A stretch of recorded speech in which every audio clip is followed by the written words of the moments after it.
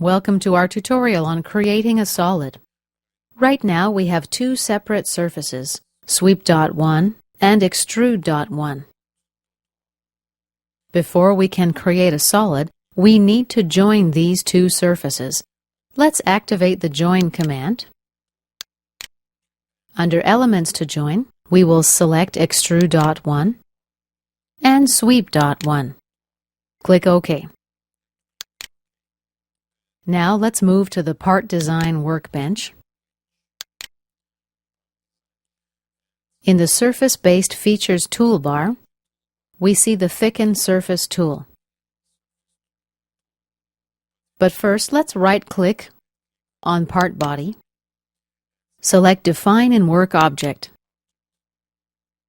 Next, let's activate the Thicken Surface command.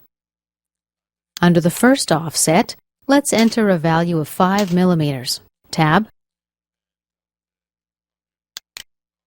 Object to Offset, let's select Join.3.